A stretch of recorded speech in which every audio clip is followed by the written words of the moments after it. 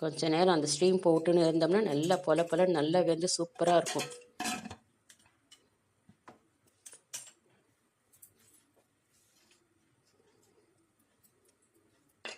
இது லஞ்சுக்கு கட்டி கொடுக்கறதுக்கு கூட ரொம்ப நல்லா இருக்குங்க. மதியானம் சாப்பிட்டா கூட ரொம்பலாம் ட்ரை ஆகாது. ரொம்ப ஒரு மாதிரி வாசனையாக நல்லாயிருக்கும் இது.